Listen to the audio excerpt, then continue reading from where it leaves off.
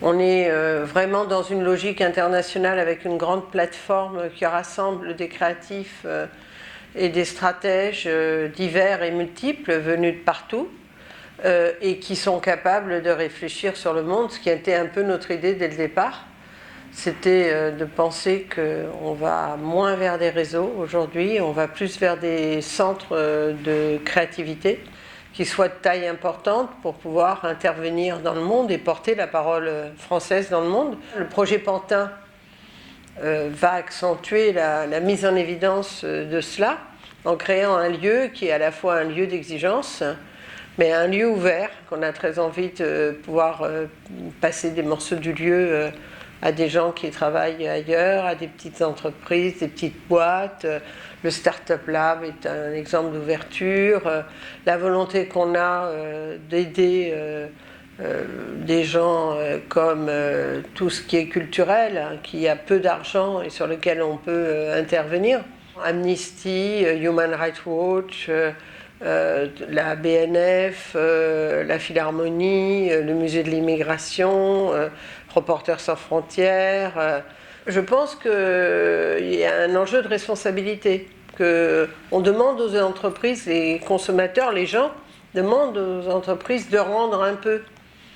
Donc nous, on a ce sentiment-là, et en rendant, vous savez très bien que quand vous rendez, ça vous fait plein de cadeaux à vous, quoi, parce que ça vous donne une ouverture, parce que la vie ne peut pas se résumer sur du commercial. On n'est pas là que pour gagner de l'argent.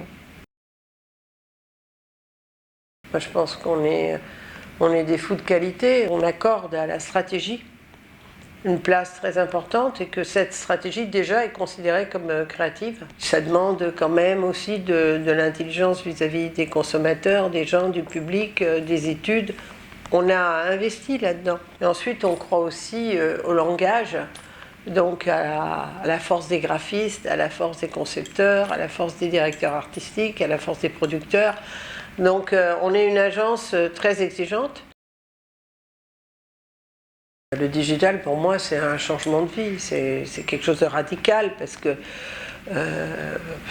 quand on compare avec les débuts, même les façons dont on travaillait il y a quelques années, maintenant, ça ne veut plus rien dire. Ça change d'abord les têtes des gens. Donc c'est ça, moi, qui me passionne dans le digital, c'est pas tant l'objet pour envoyer une pub. Ce qui me fascine, c'est comment vont être ces gens qui envoient des messages, comment vont être ces jeunes qui ne sont pas seuls, comment vont être ces gens qui sont face à face et qui, avec leur portable, communiquent avec d'autres plutôt qu'entre eux. Tout ça, c'est assez fascinant. Après, il faut intervenir avec cohérence et réfléchir notre métier dans ce contexte-là. Pour moi, le digital, c'est quand même un lieu d'échange entre les consommateurs. La deuxième chose, c'est que c'est un lieu incroyable de service.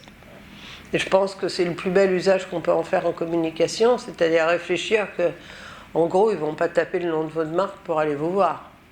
Donc, quel service pouvez-vous leur rendre? Est-ce que vous interrompez par une pub à n'importe quel moment, ou est-ce que vous jouez ce rôle serviciel? Et ça, je trouve ça passionnant. Et puis la troisième chose, c'est que le digital est un lieu formidable, le plus grand CRM du monde quand même. Il faut faire attention parce qu'il y a abus dans la communication c'est pas un carrefour d'audience, c'est pas toujours un carrefour d'audience, donc qu'est-ce qu'on s'énerve contre la télé? Faut se calmer. Elle nous apporte d'autres choses que ne nous apporte pas le web. Moi, je crois tellement que le fond est la chose la plus importante du monde, que quand vous avez une nouvelle possibilité, il faut réfléchir à cette nouvelle possibilité. Il ne faut pas que vos neurones soient à l'envers, parce que tout d'un coup, il y a quelque chose. Puis j'aime pas les effets de mode. C'est-à-dire que faire toutes les présentations en commençant par le mobile, ça m'énerve. J'aime tellement mieux commencer par l'idée. C'est quoi? Qu'est-ce qu'on veut faire avec une marque? Comment on veut aider les gens? Qu'est-ce qu'on veut communiquer sur le travail qu'on fait?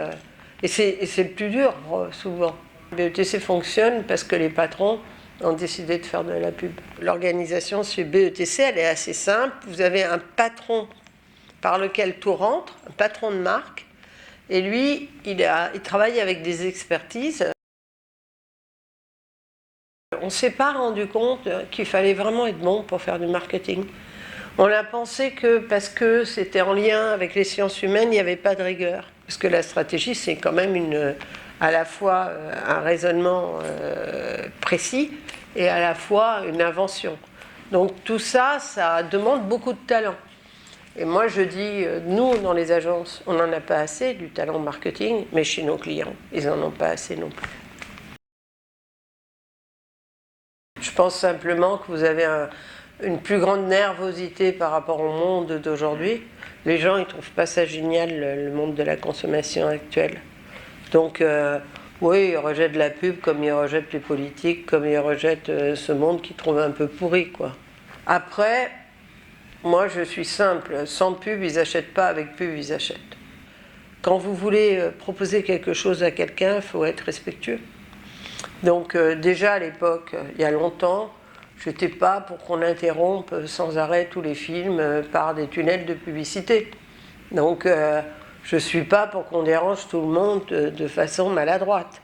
Maintenant, ça nous impose plus de talent, ça nous impose plus d'intelligence stratégique. Voilà. On est dans un monde où la consommation, elle est discutée. Si vous prenez un jeune aujourd'hui, moi je suis fascinée par mes enfants, hein. Et on dirait qu'ils sont chez les pauvres. Ils font toujours attention à l'argent. Ils comparent tous les prix. Ils récupèrent les vieux trucs dans la rue.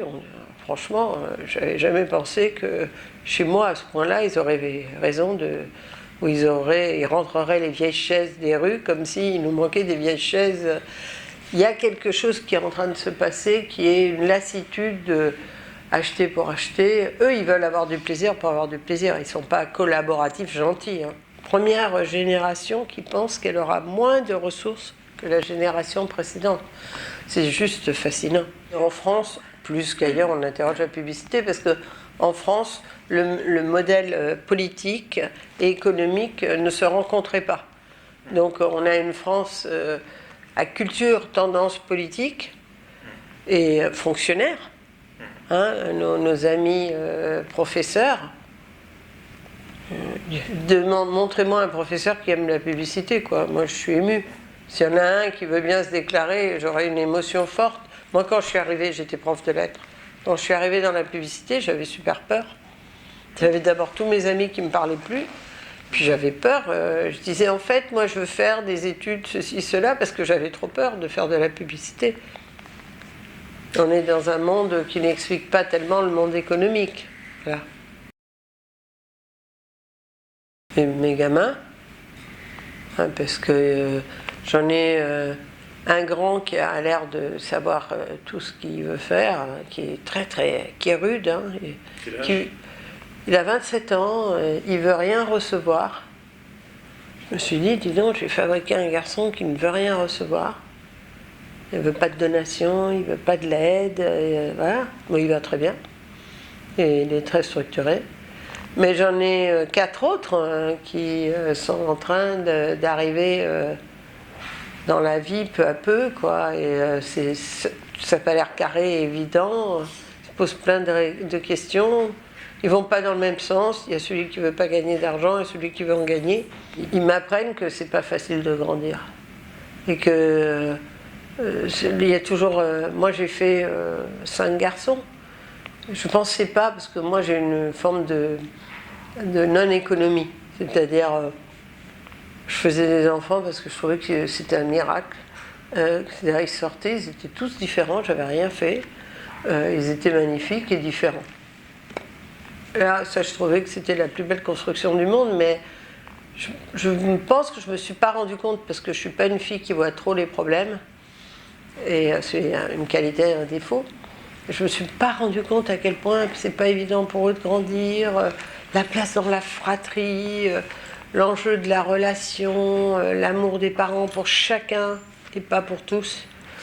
Ils m'apprennent que c'est pas évident. C'est pas évident de trouver sa route. Et que c'est intéressant, du coup, ils sont tellement différents. J'ai pas une vision du tout de la réussite, comme si on franchissait des étapes. Donc je ne vois rien après, je m'en fous, ça ne m'intéresse pas. Ce qui m'intéresse, c'est ce qu'on est en train de faire, etc. Et après, j'ai quand même, au fond de moi, le sentiment d'avoir une chance exceptionnelle. Et donc, moi, j'ai du mal à pas rendre. C'est-à-dire, même quand les gens viennent me voir et tout, j'ai un défaut qui me fatigue. Mon grand-fils, d'ailleurs, je le vois bien parce que du coup, je veux intervenir. Il me dit, mais qu'est-ce que tu viens m'embêter là? Je veux rien. Mais en gros, quand les gens viennent, je me dis, comment je les aide? J'ai l'impression que vieillir, c'est se rétrécir.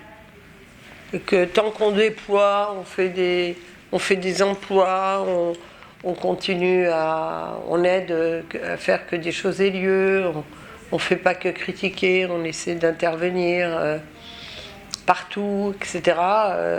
Je trouve qu'on est jeune.